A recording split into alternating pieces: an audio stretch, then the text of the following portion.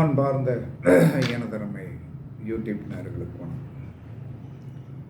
இப்போதே என்ன சொன்னாங்க ஜென்மச்சனி, கும்பராசியில் பிறந்தவர்கள்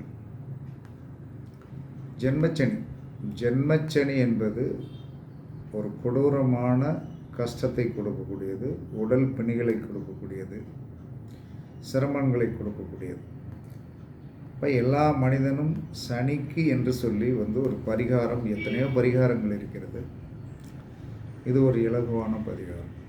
அப்போ இலகுவான பரிகாரம் அப்படின்னு சொல்லி வரும்போது ஜென்மச்சனிக்கு பரிகாரம். இந்த ஜென்மச்சனிக்கு பரிகாரம் அப்படிங்கும்போது என்ன செய்யும்? ஜென்மச்சனி உடல்நிலையை பாதிக்கும். நம்ம உடல்நிலையை பாதிக்கும்.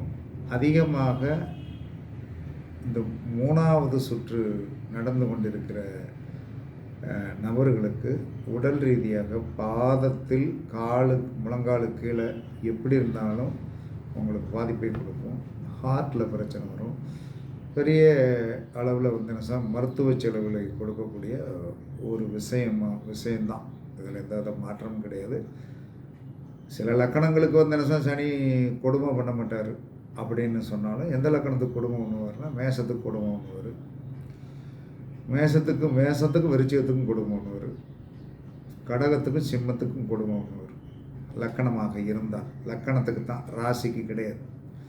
மேச லக்கணம், விருச்சிக லக்கணம், கடக லக்கணம், சிம்ம லக்கணம், இது நாளுக்கும் சொன்னாலும் பயங்கரமான கொடுமையை பண்ணக்கூடியவர் தான் சனீஸ்வர பகவான். அது அவருக்கு என்ன காரணம்னா, மேச லக்கணத்துக்கு 11 கூடிய பாதகாதிபதி, கடக லக்கணத்திற்கு 8 அட்டமாதிபதி, சிம்ம லக்கணத்துக்கு 6 குடையவன். 6-7 குடையவனாலும் முதல்ல 6ஆக தான் வேலை செய்வார். அந்த மாதிரி ஒரு சூழ்நிலைகள் இருப்பதனால மனிதன் என்ன சொன்னான்னா ரொம்ப சிரமத்திற்கு உள்ளானவர்களாக இருக்கிறார்கள். இதை உண்மையாகவே அனுபவிச்சுக்கிட்டு இருக்கிறதுனால தான் நான் இதை சொல்கிறேன். எதுக்கு அனுபவிச்சோம்னா, நமக்கு அந்த கும்பராசியாக போச்சு. அப்போ ஜென்மத்தில் என்ன சொன்னான்னா சனி 3வது சுற்று 7.5 எப்படி இருக்குன்னு பார்த்துடுது. அதெல்லாம் உண்மையாகவே என்ன சொன்னான்னா பிறக்கும்போது எனக்கு என்ன சொன்னான்னு ஜென்மச்சனி 30 வயசில் வந்துச்சு, 25 வயசுக்கு மேலே வந்துச்சு. அப்போ இளமை தெரியல, அப்போ ஜோதிடம் படிக்கலை. முதுமையில் வரும்போது சனினா யாருங்கிறத என்ன சொன்னேன்னா இப்போ தான் நான் உணர்றேன். சனினா யார்? ஒரு சனியோடைய தாக்கத்தை அனுபவிப்பது என்பது என்ன சொல்கிறான்னா, நீங்கள் எவ்வளவு பெர்ஃபெக்ட். இத்தனைக்கும் அவருக்கு ரொம்ப பிடிச்சமான லக்கணத்தில் பிறந்தாலும் நான் என்னை போட்டெல்லாம் என்ன சொல்கிறான்னா அதாவது கொல்ல மாட்டேன், ஆனால் சக்கையாக அடித்து புளிவேன். சாக்குக்குள்ளே போட்டுட்டு 10 சாக்கை என்ன சொன்ன மேலே நல்லா வச்சுக்கோ, தலையை கட்டி விட்டு என்ன சொன்னான்னா காட்டையை வச்சு வெளுத்துக்கிட்டே இருப்பேன் அப்படிம்பார். இது உண்மையாண்ணா 100% உண்மை. இதில் எந்த மாற்றமும் கிடையாது. அப்போ இதில் இவ்வளவு பிரச்சனை இருக்கிறது என்பதை உணர்வுபூர்வமாக நம்ம அனுபவிச்ச பிறகு தான் நமக்கே தெரியுது.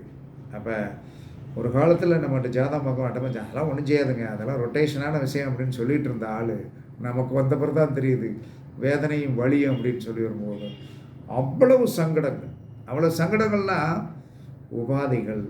உபாதைகள் தான் அதிகமான பிரச்சனையை கொடுக்கும். மற்றதுனால சமாளித்தேன். உபாதைகள் இருக்கும்போது ஒன்று, அதுவும் உடல் ரீதியான உபாதைகளை கொடுக்கும். இதை நம்ம வீட்டில் இருக்கிறவங்க புரிஞ்சுக்கிட மாட்டாங்க. அதாவது இந்த ஒரு பெரிய பிரச்சனை என்னென்னா, எந்த வீட்டில் நம்ம என்ன சொல்லலாம்னா படித்தவர்கள், ஜோதிடம், ஆன்மீகம் தெரிஞ்சவர்கள் அந்த வீடு மட்டும்தான் மதிக்காது. என்ன காரணம்னா, இப்போ எதை பார்த்தாலும் இது தான் சொல்லிகிட்டு இருப்பார், எப்போ பார்த்தாலும் நல்ல நேரமே இல்லையா அப்படிங்கிற ஒரு கான்செப்ட் வந்துடுவாங்க. ஆனால் எல்லாம் முடிஞ்ச பிறகு என்ன சொன்னால், ஆமாம் சொன்னார், பிறகு நான் அங்கே தான் அப்படிம்பாங்க. அதனால் நீங்கள் இந்த ஜென்மச்சனியாக இருந்தாலும், ஏழச்சனியாக இருந்தாலும், கண்டச்சனியாக இருந்தால், அர்த்தாஷ்டம சனி, எந்த சனியாக இருந்தாலும் இந்த பரிகாரம் செய்யும். உங்களுடைய கைப்பிடிக்கு பச்சரிசி 1 கிலோ வாங்கி ஒரு சட்டியில் போட்டு இந்த 2 கைட்டு அப்படி உள்ள கையை ஓட்டி இப்படி எடுங்க. எவ்வளோ வருதோ எடுங்க. எடுத்துட்டு இதை சாதமாக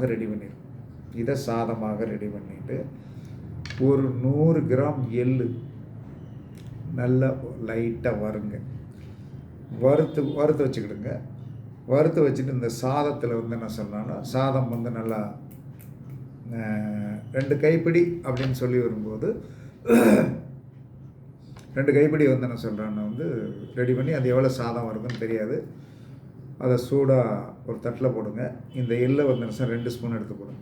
100 கிராமையும் போட வேண்டாம். 2 ஸ்பூன் எள்ளு போட்டு கொஞ்சம் நெய் ஊற்றி நல்லா வந்து என்ன சொன்னான்னா வந்து நெய் ஊற்றணும்.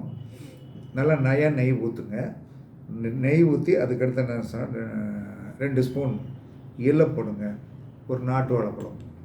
அந்த நாட்டு வாழைப்பழத்தை வந்து என்ன சொன்னால் அந்த இதில் பச்சரிசி சாதம், எள், நெய், வாழைப்பழம் இதெல்லாம் சேர்த்து நல்லா வந்து என்ன சொல்கிறாங்கன்னா வந்து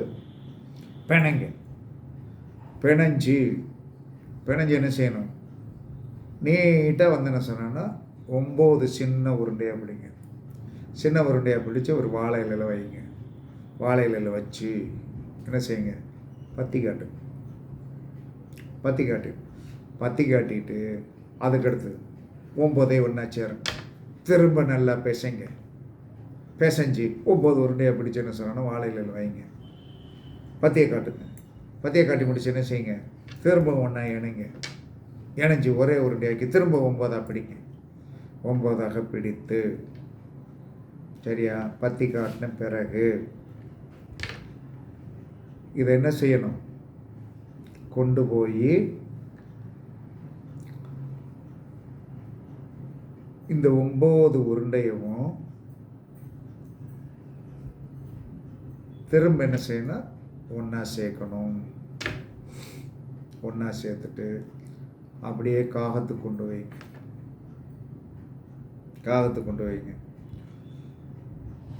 காகம் எடுக்கணும், அதுதான் பிரச்சனை. எடுக்கணும். காகம் வந்து எடுத்தவுடன் காகம் வந்து ஒரு கொத்தி வந்து லவக்குன்னு தூக்கிட்டு போனவுடன் அந்த உருண்டையை வந்து என்ன சொன்னேன்னா, உருண்டையை வச்சுருக்கீங்க இல்லையா, அதை 2 அப்படியே போய் பிரிச்சுட்டு பேர்வாதியை அங்கே வச்சுட்டு பேர்வாதியை நீங்கள் கீழே கொண்டாந்து சாப்பிடணும். என்ன காகம் குத்துனதை சாப்பிடுவா அப்படின்னா, கர்மா தீரணும் அப்படின்னா சாப்பிட்டு தான் ஆகணும். அப்போ அந்த காகம் அதில் கொத்தணும், அதோட எச்சி வாயில் இருக்கிற எச்சி படணும். அப்படி நீங்கள் செய்தீர்கள் என்று சொன்னால் வரும். சனீஸ்வர பகவானை வந்து மனமாற வேண்டினீர்கள் என்று சொன்னால் வரும். சில பேர் வரமாட்டேக்கு சார், என்ன சார் செய்யறது அப்படின்னா ஒன்றும் பண்ண முடியாது, வரும். அப்போ காகத்திற்கு வைத்து காகம் எடுத்தவுடன் அந்த வாழை இலையில் வச்சிருக்கிற உருண்டையை 2 பகிருங்க. கொஞ்சம் கூடமே பகிர்ந்து வைங்க. நம்ம சாஸ்திரத்துக்கு கண்டிப்பாக சாப்பிடணும்.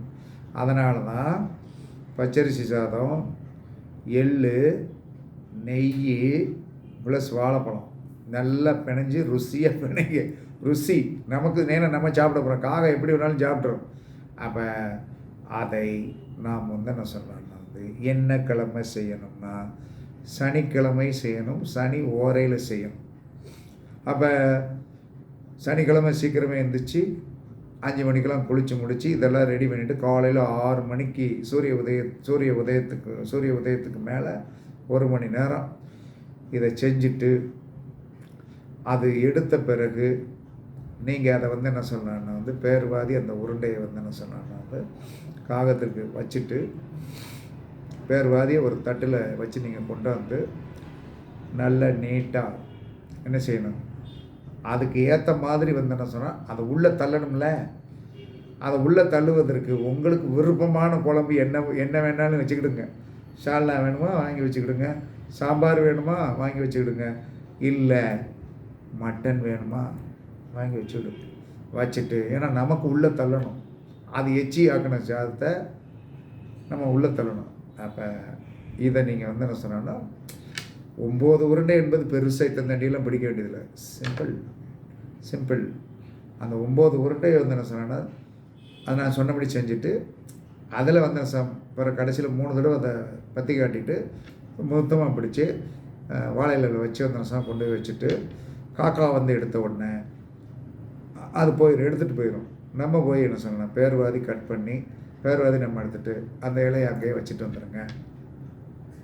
இது ஒரு அற்புதமான பரிகாரம், சூப்பராக இருக்கும், எந்த பிரச்சனையும் இருக்காது. கரெக்டாக நீங்கள் என்ன சொன்ன சனி உரையில் செஞ்சுட்டு அன்றைக்கி அற்புதமாக என்ன சொன்னேன்னா உங்களுக்கு தேவையான குழம்பு என்னவோ, ஏன்னா இதை உள்ளே தள்ளணும். பச்சரிசி, நெய், எள் ப்ளஸ் என்ன சொன்ன பச்சை வாழைப்பழம் நல்லா தான் இருக்கும். செஞ்சு கரெக்ட் பண்ணிட்டேங்கன்னு வைங்க. வாழ்க்கையில் இதை எப்போ செய்யணும்? மாதம் ஒரு முறை சனிக்கிழமை, மாதம் ஒரு முறை தமிழ் மாதத்தின் ஒவ்வொரு சனிக்கிழமையில் 30 நாளில் உங்களுக்கு எந்த நாள் சனிக்கிழமை தோதாக இருக்கிறதோ அன்னைக்கு கரெக்டாக செய்யுங்க. வாழ்க்கையில் இந்த 7.5 7.5 ஜென்மம், அஷ்டமத்து சனி, அர்த்தாஷ்டமனி இதெல்லாம் கடப்பதற்கு ஒரு அற்புதமான பரிகாரம். பயன்படுத்தி பாருங்கள், வெற்றி பெறுங்கள். வாழ்க்கை சனியின் பிடியிலிருந்து தப்பிப்பதற்கு இது ஒரு அற்புத பரிகாரம். பரிசித்து பாருங்கள், கண்டிப்பாக இதில் ஒரு வெற்றி கிடைக்கும் என்று கூறி உங்களிடமிருந்து விடைபெறுவது சிபிபாறை ஜோதிடர் சாதி ராகவன் ஜெயபாலாஜி. சுகமே சொல்க, வாழ்க வளமுடன், வாழ்க வளமுடன்.